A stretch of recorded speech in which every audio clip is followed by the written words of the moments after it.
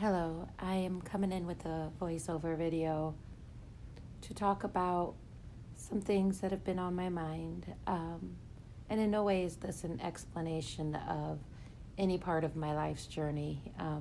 However, it is more of an expression that might be of use to someone outside of myself. So here we go.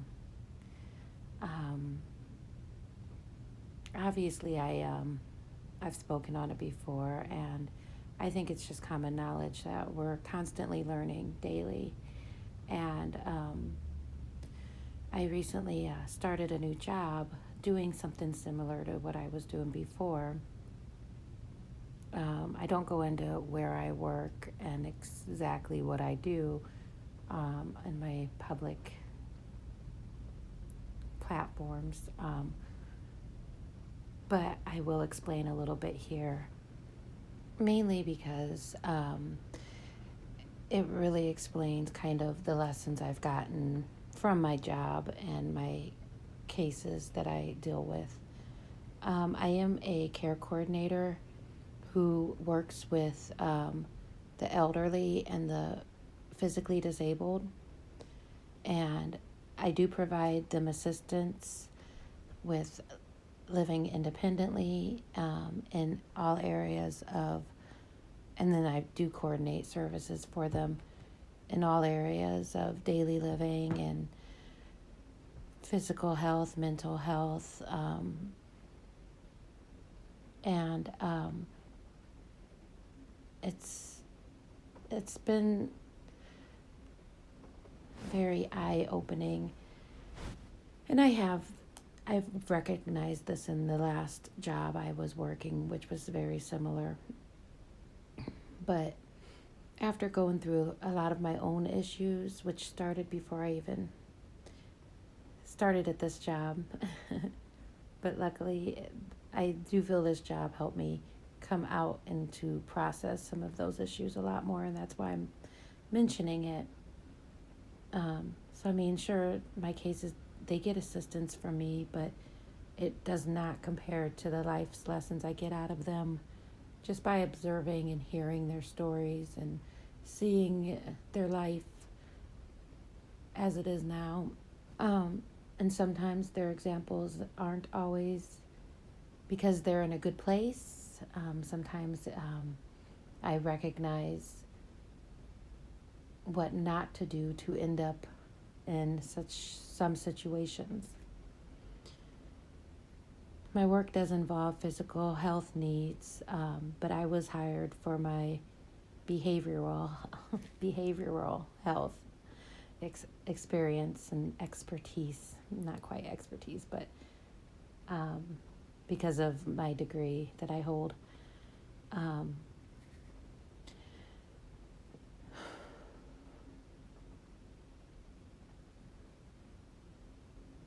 This is hard to kind of wrap it back up to what I'm trying to say about my own experience. Because I've had a lot of people that love me and that I do love not understand that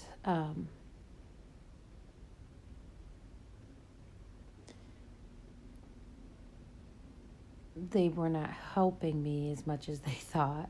And many people have seen me go through, to an extent, they've seen me go through my own issues and were quick to dismiss me as crazy. And that's not so much what I'm trying to get into here. But it didn't help. It only caused more trauma and pain to a situation that involved me trying to get out of trauma and pain. So, anyways, and not to say that they were completely wrong in everything they said, but it's one of those things that it was my own issues. And there's nobody that could help me outside of God. And I had to figure things out on my own, and I'm still figuring things out. But with my job, it does involve assisting others, and it does involve taking an assessment. And one of the things that I had, not one of the things, but the main thing that I realized, even with the elderly community and the physically disabled community, that they have in common, which I have in common with them, is dealing with anxiety. Many of them also had depression. Depression wasn't such a thing that I've dealt with for many years of my life, but when I was struggling with coping with the past couple years, I did fall into some depressive states at times. I never really stayed in them long, but it does go hand in hand with anxiety. But it's so common. And it really kind of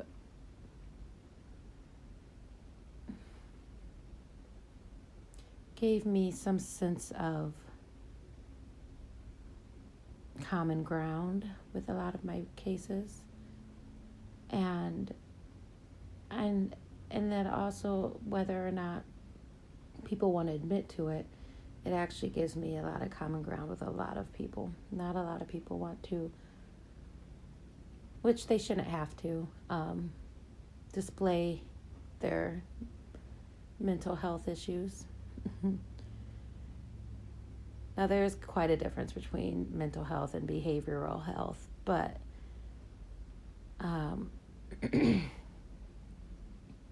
it is in the mind, those things. So I might refer to it as a mental health issue.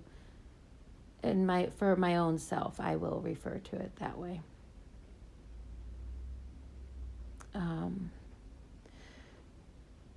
My anxiety and depression manifested through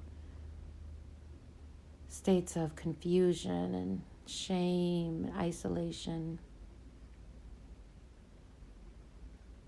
It kind of became a little social dysfunctioning, whereas it was a complete shift from how I had been for my whole life prior to my break. I was very social for most of my teens and all of my teens and my young adult years.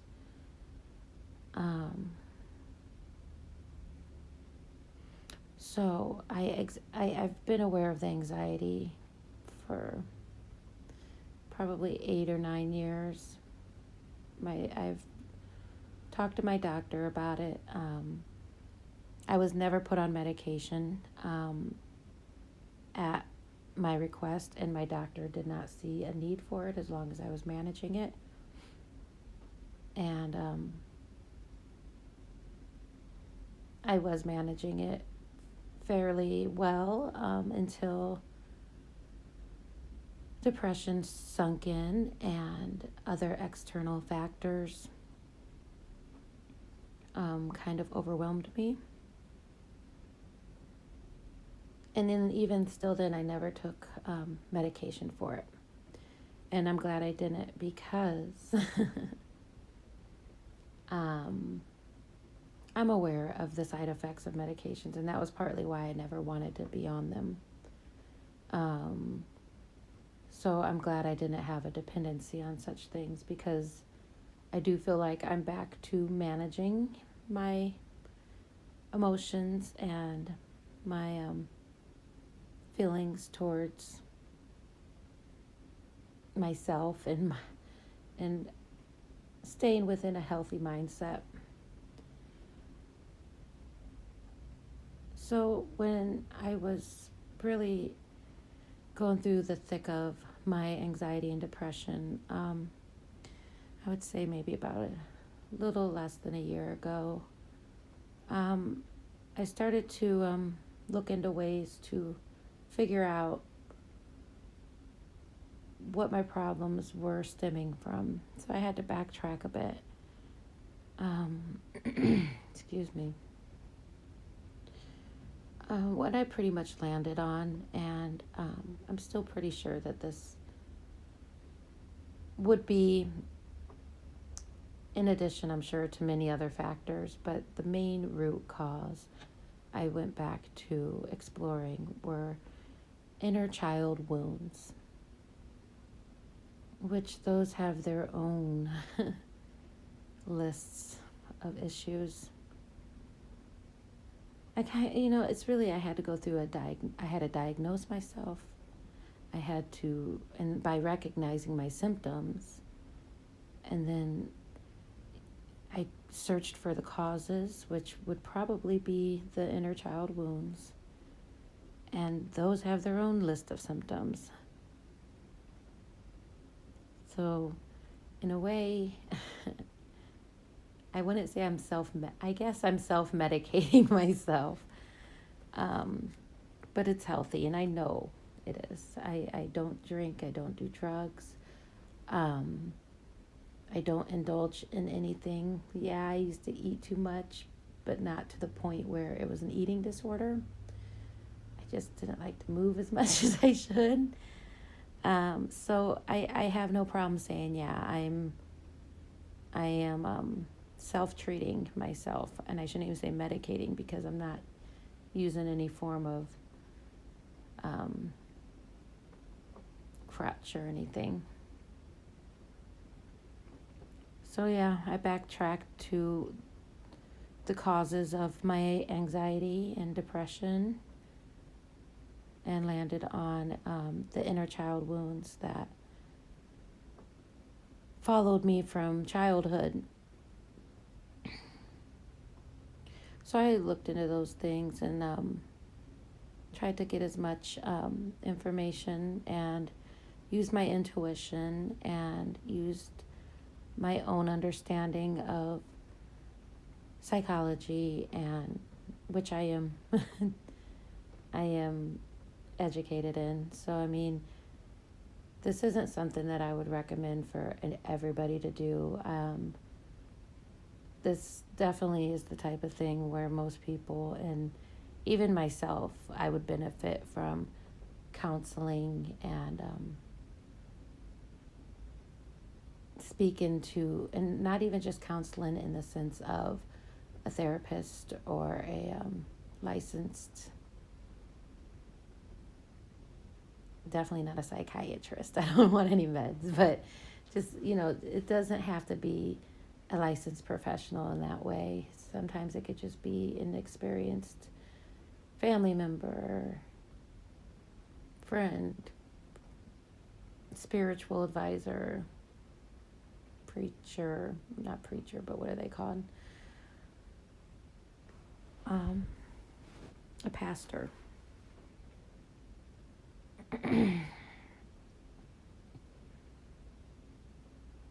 There's so many ways,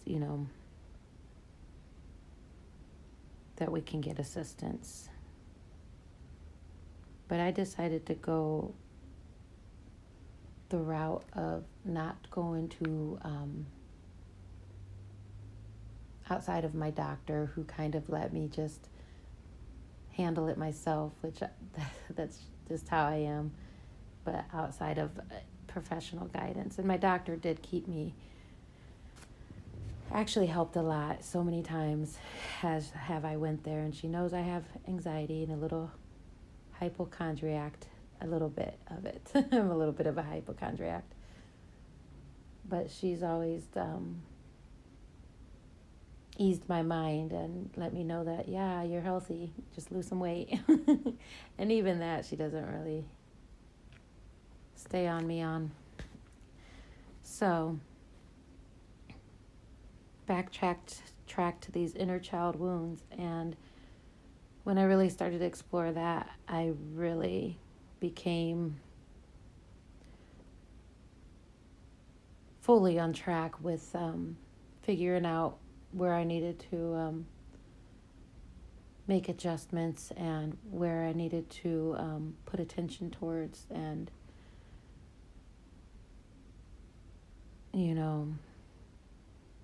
focus on. That's what I'm trying to say.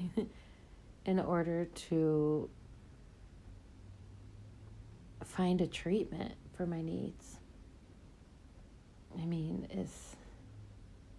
it's like any other health issue, whether it's mental or physical. You got to diagnose, you got to diagnose by, you got to recognize the symptoms to diagnose. Then you want to look into see what caused those symptoms and then treat it. I'm kind of repeating myself. But when I looked at the inner child wounds, I started to realize that, and not even just on my own doing, I resorted to a lot of insight on this matter, and started to recognize that there's large and small traumas, conscious and subconscious, that contribute to these wounds. The symptoms that they were displaying themselves through my personal life was fears of pain from others, fears of future pain that never even happened, which would put me on guard. Started to lack trust. I think one of my main things was a fear of abandonment. I was pretty scared that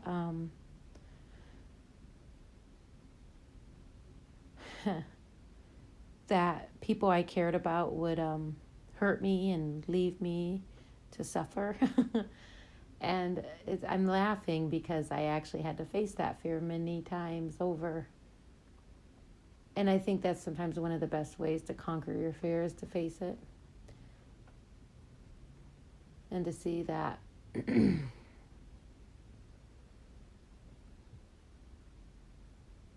it's nothing you can't overcome.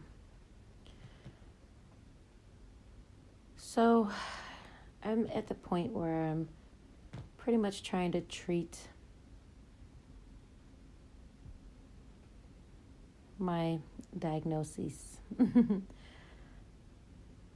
And really, it's one of those things where only yourself can heal. No one else outside of you can really fix these inner deep issues. Not even the most highest paid, most expensive therapists. It's really something that you have to do yourself. And for me personally, I'm not gonna, preach to anybody, but for me personally, I do believe that none of it can be done without having a relationship with God and prayers and trust in Him. Because I do believe that He doesn't leave us ever, first of all, but sometimes He does take certain issues out of not issues, but He does remove certain people from our lives so that we can understand and trust that He's there for us, even when people aren't. Another thing that's helped with my recovery, we'll say, is I had to remove the blame for myself and then the blaming others. We all got our own wounds. We all have our own issues. And most of us don't even know how to address it, don't even recognize it. So, I mean, there's really nobody to blame. And that kind of ties in with forgiving. I had to forgive myself and others.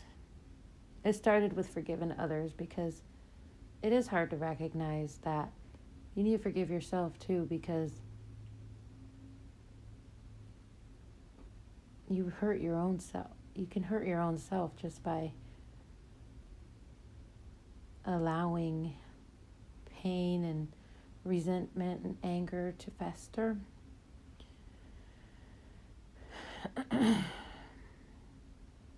And that by recognizing, I had to forgive myself for just ignoring myself.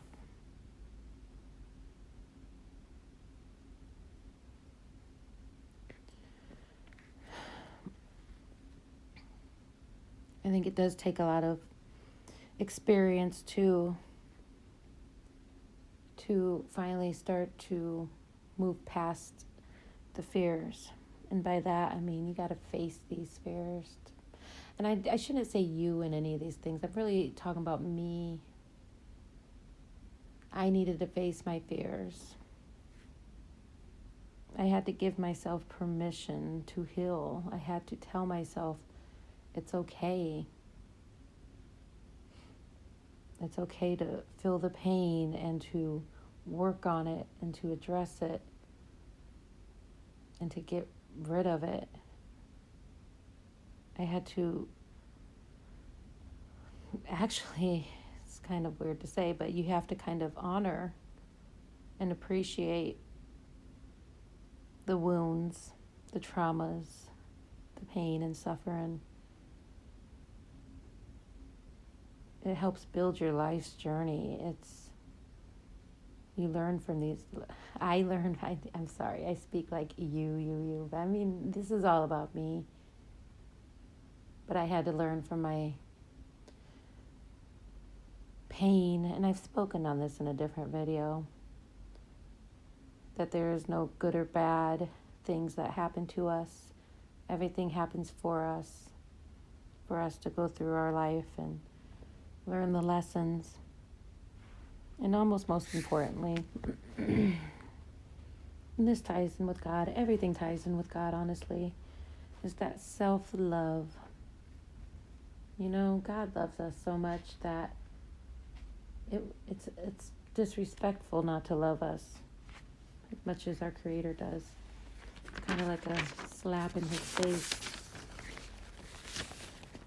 So it was a lot to go through, and it happened in a relatively short time from recognizing there was a problem to trying to heal my issues and recover. And I will say I'm in the recovery phase, no doubt, but I'm not going to lie. It's been the hardest and the ugliest phase of my life's journey, was to go through this section of my life, recognizing it and lashing out and crying and doubting myself. Just as a whole mess of emotion and experience. And at this point, I do recognize that this is a never-ending process, because we face traumas throughout our life. But I do have hope, and I'm pretty sure I haven't really faced too much trauma or upset or anything since I've started to really address. I have had some fears. Maybe I have had some subtle. I have. I'm not going to lie, and I'm not going to get into details as to what it's been. But it was coming out of the tail end of my self-inner work. And honestly, it was a big part of my main source of pain. But after going through so much of it, I felt like the worst was over. So even the traumas I faced following my recognition of the anxiety and depression and dealing with it and going back to those wounds that came from childhood and built up upon decades, But it is something that it's going to be a lifelong process, because there's always things that life will throw at us. But I have so much hope that it will be easier and smoother to heal and repair. I'm going to refuse to avoid the pain. Instead, I will, charge right through it, knowing that I have picked up all my old broken pieces and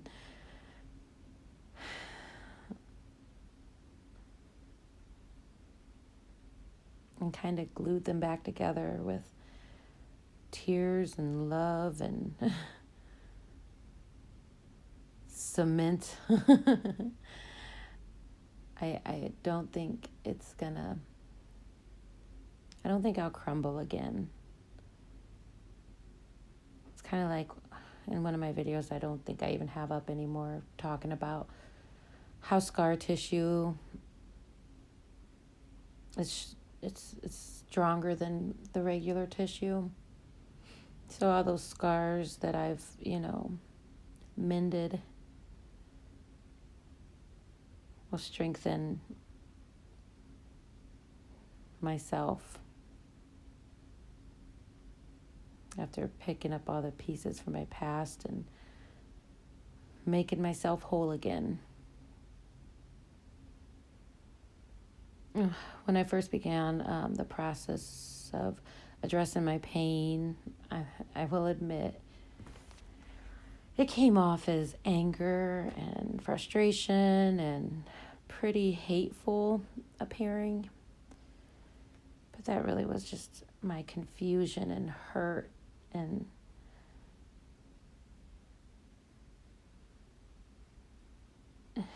I'm trying to speak without blaming others. But some did think that I had literally lost my mind, just due to the major shift in my external image, we'll say.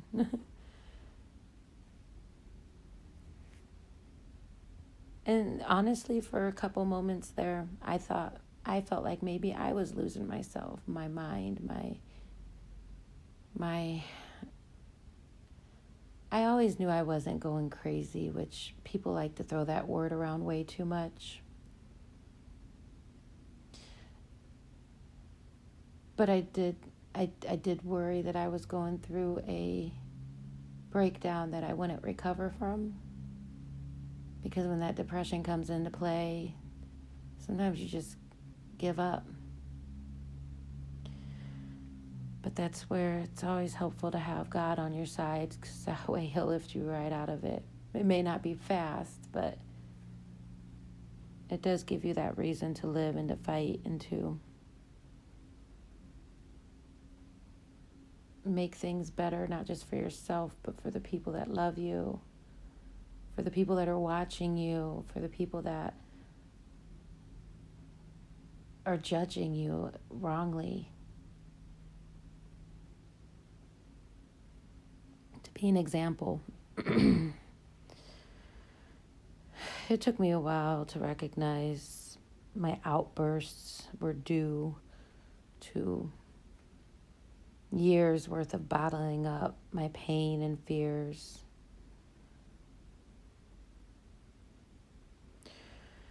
Which those years of suppression caused the years worth of anxiety and soon after depression. They always tell us it's not good to hold in your pain. Or not pain even, just don't bottle it up. Don't bottle up your emotions. Just let it out. And it's true, you should. Otherwise it'll become a disease. I always like to, and I probably get this from my dad, but I like to compare things to, I guess, metaphors. And in a way, you can compare, internal wounds to, well, addressing internal wounds to a surgery. And like any surgical repair, a cut must be made. And with those cuts, they need to be fresh, controlled, and sterile. Even with the controlled environment, to an unknowing observer, it could still appear. And to an extent, it is still invasive, chaotic, and damaging. It involves cutting into flesh and moving things around and exposing things to the outside. But after getting in there and working it out, stitching it up, and then following up with proper wound care, then true healthy healing can begin and in time complete.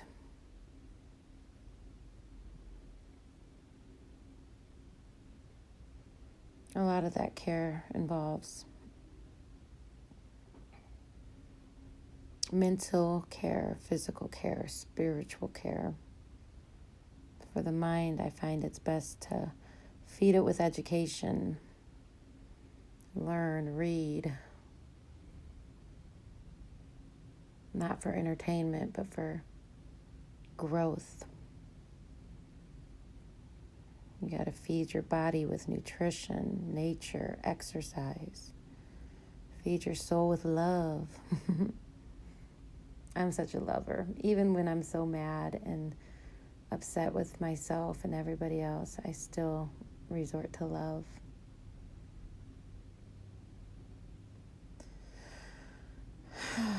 So I'd say I've finally made it to the follow-up stages. And still life has thrown a little dirt on my healing incisions. But, now I'm more equipped with the know-how and the experience to clean it back up with proper techniques. There's really no point in holding a grudge against those who have hurt me. I recognize and understand and have compassion for the fact that was just their unhealed wounds bleeding on me. It's important to forgive them. Plus, it just only made me stronger. And with the strength that, can be, and with the strength that I've obtained through the self-repair process that involved caring for myself, loving myself, I should be able to handle any traumatic event life tries to throw at me, and I know it will. Whether it's small or big, I should be able to. I'm still not perfect. Nobody is.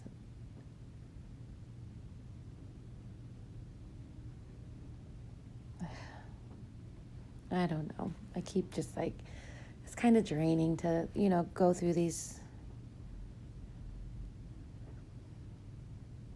observations of what I've dealt with in order to come out on the other side. So as draining as it is to remember it, it is also empowering and inspiring, self-inspiring to recognize that the hardest part is over and that I do have a lot to look forward to. Especially now that I just feel better. I think that's why it's so draining to look back at it, because it's draining stuff. It took a lot out of me. And that is why it's important to continue to move forward and stay positive, because if you sit around in bitter and resentment and anger and don't address it in order to heal it, you'll stay in it. You'll stay drained, and it'll make it that much harder to get out of it. And wrapping back up to my experiences through work, I have seen some people who are in their elder years that chose to stay in it. And I have seen others who have chosen to get out of their hard times. And there's a trend usually. Usually the ones that I'll ask if they've got anxiety or depression, they'll answer, "I'm a Christian." And that's their way of saying no, because they've got Jesus with them. You can't be depressed and anxious when you know what Jesus went through to save your soul. And that was one of the greatest lessons I ever had, too. I've been a Christian for many years. But I also would let my unhealed wounds keep me from recognizing that it's nothing I can't overcome, and it's nothing that I should hold against myself.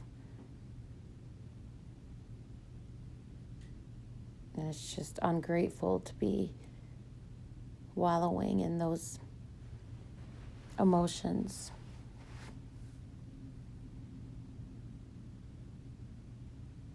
So yeah,